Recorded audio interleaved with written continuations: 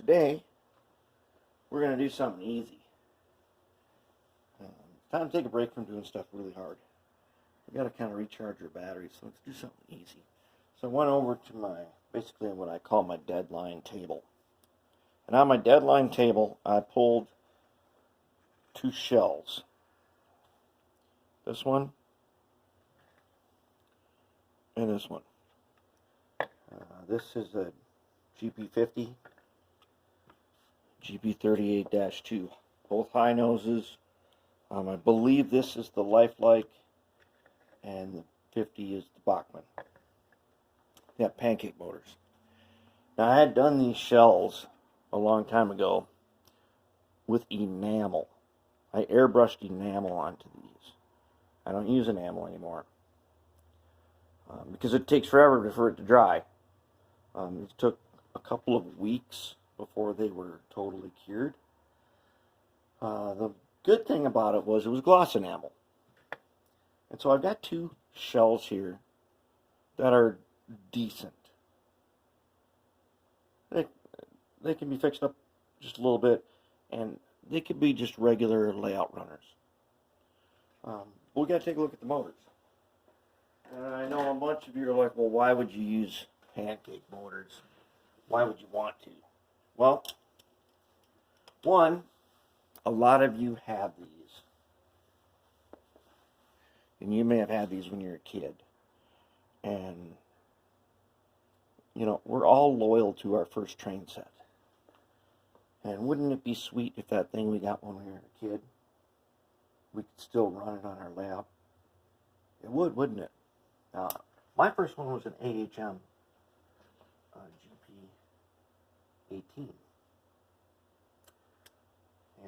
But a lot of people have these pancake motors. It says Bachmann and Life-Like. They were the thing. They were huge. So I have one of these is a Bachmann, one of them is a Life-Like. Totally disassembled them, and I threw them through the ultrasonic cleaner. And this is how I do it. I put all the tiny parts in here. So let's sort these guys out. Let me get out tweezers, and let's see what parts are, because we're going to have to take these parts, figure out where they go. So what we're going to do is we're just going to pick teams. All right. We got the big gear.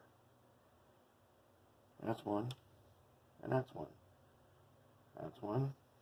That's it. Let's just dump these out. Okay. That one. That one. That one. That one. Those go to different pickup trucks. This one goes to a pickup truck. Okay, we got a little one. Big one. Oh, I'll tell you right now, you can't match them by color, because when I took them out, they ain't all the same color. So we're going to match them by sizes. And each team here is basically going to have the same number of gears of the same sizes.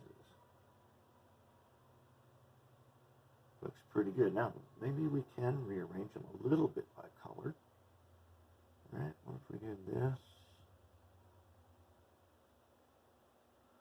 Maybe. I don't know. They're the same gears.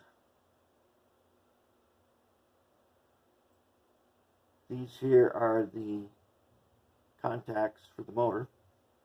These here are the little axles. Should be two on each side. And then here's the screws. Now, somehow, some way, I'm missing two screws for sure.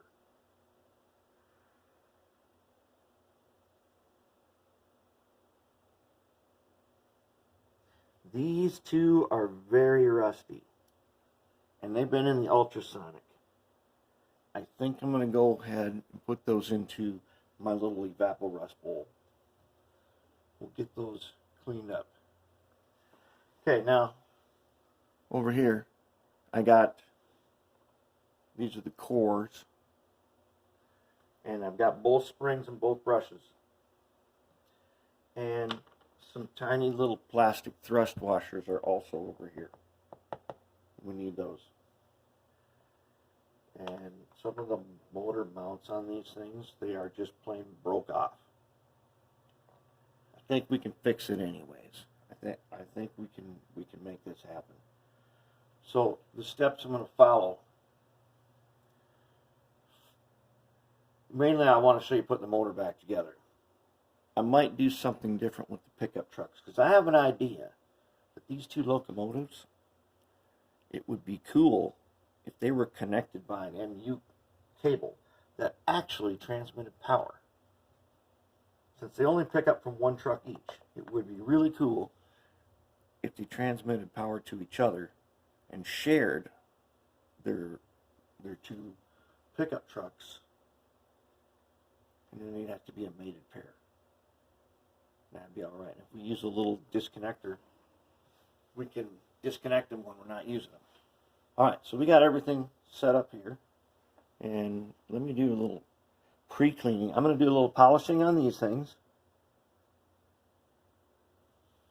Fix these two screws, get the rust off them. See if I can't locate two more screws. And then see where we're at.